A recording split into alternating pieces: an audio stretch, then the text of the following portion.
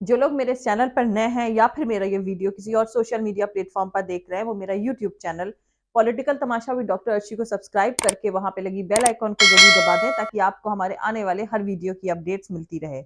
और दोस्तों, अगर आपको हमारा काम पसंद आता है, हमारे वीडियोस पसंद आते हैं, तो www.patreon.com/dr अर्शी खान पर जाकर डोनेट करके आप हमारे काम को सपोर्ट कर सकते हैं। पेट्रॉन का लिंक इस वीडियो के डिस्क्रिप्शन में दिया गया है, जिस पर क्लिक करके आप पेट्रॉन बन सकते हैं। आप हमारे YouTube चैनल की मेंबरशिप भी ले सकते हैं, जिसका लिंक भी इसी वीडियो के डिस्क्रिप्शन में दिया गया है। उस लिंक पर क्लिक करके आप अपने इस चैनल की मेंबरशिप लेकर के अपने इस चैनल को सपोर्ट कर सकते हैं। तो चलिए आज के सियासी तमाशे के सफर को शुरू करते हैं।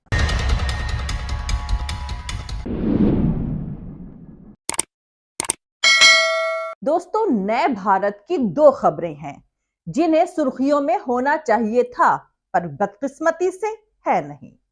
दिलचस्प बात यह है कि दोनों खबरें महाराष्ट्र से हैं, जहां उत्तर प्रदेश और गुजरात वाला सियासी एक्सपेरिमेंट चल रहा है।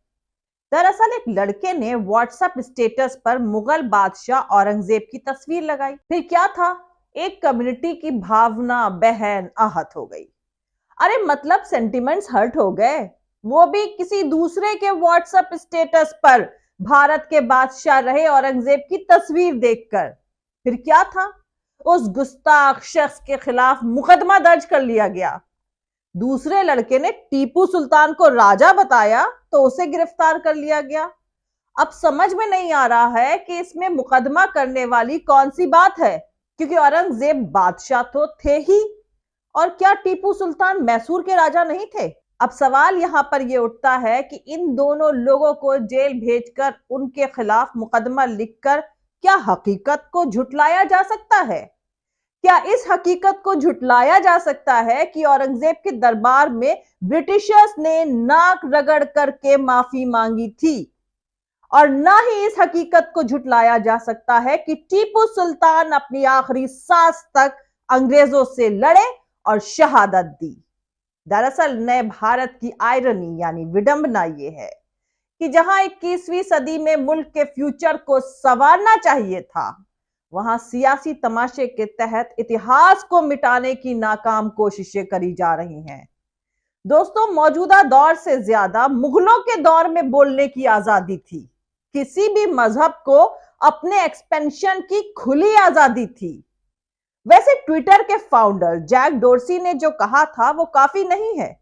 जहां एक तरफ राहुल गांधी पर तमाम मुकदमे, उनकी संसद की मेंबरशिप, उनका बंगला सब छीन लिया गया, तो दूसरी तरफ शर्जील इमाम, उमर खालिद और खालिद सैफी जैसे लोग सिर्फ अपने कॉन्स्टिट्यूशनल राइट्स का इस्तेमाल करने पर ही आज 1000 दिन से ज्यादा वक्त से जेल में बंद है। वहीं दूसरी तरफ मजहबी आजादी का एक और एग्जाम्पल डॉक्टर जाकिर नाइक है। दोस्तों, जिस मुल्क में कम से कम 100 धार्मिक चैनल्स पर हजारों बाबा 24/7 मजहबी पब्लिसिटी करते हैं, भूत और आने वाला वक्त यानी फ्यूचर बताते हैं, ना जाने कितने फ्रॉड्स लाइव आकर पाखंड फैलाते हैं, वही मुल्क एक कुरान टीवी और एक इस्लामिक स्कॉलर को बर्दाश्त नहीं कर पाया। और अहम बात यह है कि यह सब टॉलरेंस वाली सोसाइटी और टॉलरेंस वाले देश में हुआ है। कट्टर मुगलों के दौर में यह सब तमाशा नहीं हुआ है। दोस्तों, मुगलों के दौर में ही तब कबीर खुल्लम खुल्ला इस्लामिक सिस्टम को चुनौती देते थे। उनको किसी ने एक ढेला भी नहीं मारा। रहीम और रसखान तो मुस्लिम होकर कृष्ण की भक्ति में दोहे लिखा करते थे। किसी भी मुगल राजा ने यह नहीं कहा कि मुसलमान होकर तुम कृष्ण की भक्ति क्यों करते हो, यह गैर इस्लामिक है। रिलीजियस कन्वर्जन यानी धर्मांतरण के इल्जाम में किसी मुगल ने उन पर मुकदमा भी नहीं किया। सूरदास हो या मस्जिद में बैठकर रामचरितमानस लिखने वाले गोस्वामी तुलसीदास भी मुगलों के ही दौर में थे। मगर इसका एक एग्जाम्पल भी मौजूद नहीं है कि मौलाना कलीम और मौलाना गौतम की तरह उनके खिलाफ मुकदमा दर्ज करके उन्हें जेल में डाल दिया गया हो। मांगी के खैबो मसीद को सोइबो, ये गोस्वामी तुलसीदास ने लिखा है, जिसका मतलब होता है कि मांग कर खा लूंगा और मस्जिद में सो लूंगा। आज किसी मंदिर में दाढ़ी वाले को देख ले, तो नए भारत की सो कॉल्ड टॉलरेंट सोसाइटी उनकी मॉब लिंचिंग कर दे। दोस्तों, मुगल के दौर में ही उत्तर भारत में राम और कृष्ण पॉपुलर हुए थे और सूरदास और गोस्वामी तुलसीदास के लिखे श्लोक घर घर तक पहुंचे थे। इतिहास में कहीं भी यह लिखा हुआ नहीं मिलता है कि ईद की नमाज में नमाजियों पर मुगल दौर में आसमान से फूल बरसाए गए हों। उस वक्त में सबके लिए बराबर का मौका हुआ करता था। मौजूदा अयोध्या का कंस्ट्रक्शन भी मुगल दौर में ही हुआ था। गोरखनाथ मंदिर भी वाजिद अली शाह की दी हुई जमीन पर बना।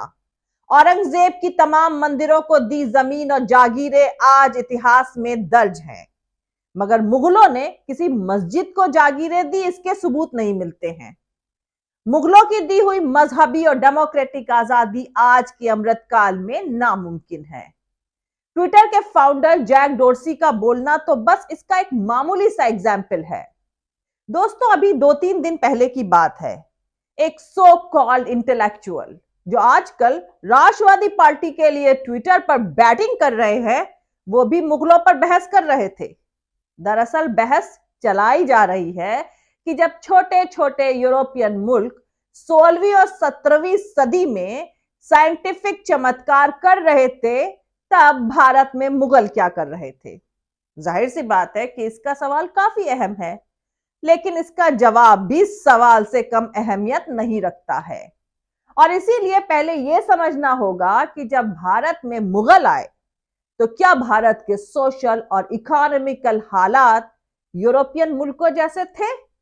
इसका जवाब है बिल्कुल नहीं। तो बिना इन हालातों और सिचुएशन का कंपैरिजन करे, मुगलों के भारत और यूरोपियन मुल्कों के साइंटिफिक रिसर्चेस की बराबरी करना बिल्कुल बेवकूफी के अलावा और कुछ नहीं है। पर नए भारत में कुछ लोग 4 पैसा कमाने के लिए प्रोपेगेंडा कर रहे हैं। खैर दोस्तों, आपको बता दूं कि मुगलों के आने से पहले कश्मीर से कन्याकुमारी तक वाला ये मौजूदा भारत था ही नहीं, बल्कि ये छोटे छोटे सोवरेनिटी वाले स्टेट्स में बटा हुआ था। हर स्टेट की अपनी अलग आजाद सरहद हुआ करती थी और राजे रजवाड़े यहां अपने ट्रेडिशनल सरकारें चलाते थे और सब खुद को सुप्रीम साबित करने के लिए आपस में जंग भी लड़ा करते थे। और इन्हीं आपसी जंगों का नतीजा था कि मुगलों की भारत में एंट्री हुई।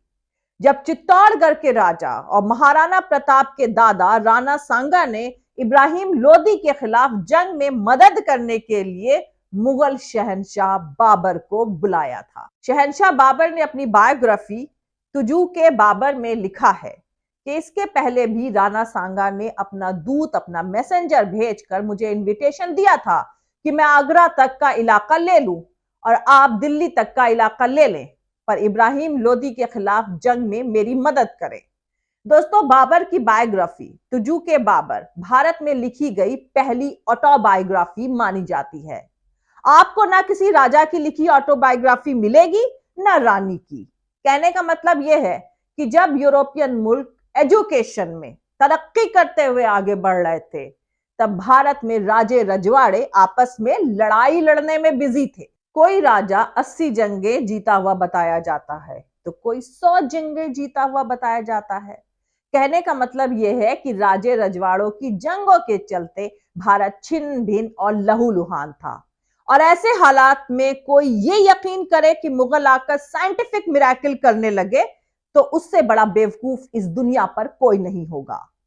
खैर, अब समझने वाली बात यह है कि उस वक्त यूरोपियन मुल्क साइंस में कौन सा चमत्कार कर रहे थे। दोस्तों, 1500 में व्हील लॉक मस्कट का इन्वेंशन किया गया था। यह एक फायर आर्म इक्विपमेंट था जिसे एक शख्स के तरफ से फायर किया जा सकता था। इस इन्वेंशन ने जंग के एक नए तरीके की शुरुआत करी, मगर इसके पहले बारूद को भारत में बाबर लेकर आए थे और उसी के चलते तोप का इन्वेंशन हुआ था। इसके बाद टीपू सुल्तान ने मिसाइल इजाद करी।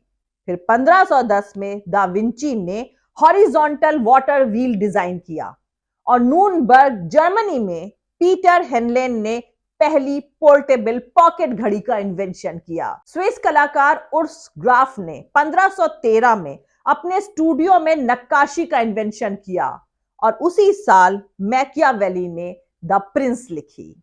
1565 में यानी 1565 में जर्मन स्विस नेचुरलिस्ट कॉनराड गेस्नर ने एक ग्राफाइट पेंसिल का इन्वेंशन किया। तो वहीं बोतल बंद बियर 1568 में लंदन के पब में दिखाई दी और जेरार्ड्स मर्केंटर ने 1569 में मर्केंटर मैप प्रोजेक्शन का इन्वेंशन किया। फिर 1589 में अंग्रेज विलियम ली ने स्टॉकिंग फ्रेम नाम की बुनाई मशीन का इन्वेंशन किया। तो नेदरलैंड में जकारियास जॉनसन ने 1590 में कंपाउंड माइक्रोस्कोप का इन्वेंशन किया। गैलीलियो ने 1593 में पानी के थर्मामीटर का इन्वेंशन किया। तो दोस्तों तकरीबन इतने ही इन्वेंशन हुए उस दौरान, और इस दौरान मुगल भारत को एक करते हुए मौजूदा स्पेक्युलेशन वाले अखंड भारत को साकार कर चुके थे और अफगानिस्तान से लेकर ईरान तक भारत का हिस्सा हुआ करता था। वहीं साइंस की बात करी जाए तो दुनिया के 7 अजूबों में से एक ताजमहल अपने आप में साइंस का ही बेशकीमती नमूना है। मुगलों के लाल किला हो, उसमें मौजूद झरने हो जो बिना बिजली के चला करते थे, वो साइंटिफिक टेक्निक का ही हिस्सा है। बिना लोहे के तमाम मेहराबदार गुंबद और आलीशान बिल्डिंग भी इसका एग्जाम्पल ही है। मुगलों के दौर में इसके अलावा भी बहुत कुछ हुआ है। रामचरितमानस लिखी गई, कबीर, सूरदास, रहीम, रसखान से लेकर नानक और बाबा गोरखनाथ तक का दौर रहा और मुगलों ने सबको एनकरेज किया। अगर वो चाहते तो सबको व्हाट्सएप स्टेटस पर मुगल बादशाह औरंगजेब की तस्वीर या टीपू सुल्तान को राजा बताने वालों की तरह जेल के अंदर कर सकते थे। मुगलों के दौर में ही भारत सोने की चिड़िया कहलाया। उस वक्त भारत की जीडीपी 25% और ग्लोबल इकोनॉमी में भारत का हिस्सा 40% हुआ करता था।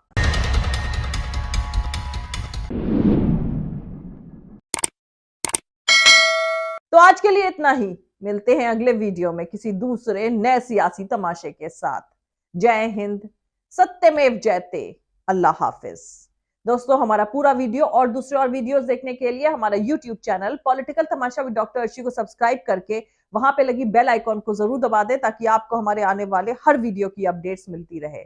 और दोस्तों अगर आपको हमारा काम पसंद आता है, हमारे वीडियोस पसंद आते हैं तो www.patreon.com/Dr अर्शी खान पर जाकर डोनेट करके आप हमारे काम को सपोर्ट कर सकते हैं। पेट्रॉन का लिंक इस वीडियो के डिस्क्रिप्शन में दिया गया है, उस लिंक पर क्लिक करके आप पेट्रॉन बन सकते हैं। आप अपने इस YouTube चैनल की मेंबरशिप भी ले सकते हैं, जिसका लिंक भी इसी वीडियो के डिस्क्रिप्शन में दिया गया है। उस लिंक पर क्लिक करके आप अपने इस चैनल को सपोर्ट कर सकते हैं। आप हमें फॉलो भी कर सकते हैं हमारे ट्विटर, इंस्टाग्राम और फेसबुक पेज पर। मेरा ट्विटर हैंडल है @arshi_aziz khan। थैंक यू, मिलते हैं अगले वीडियो में।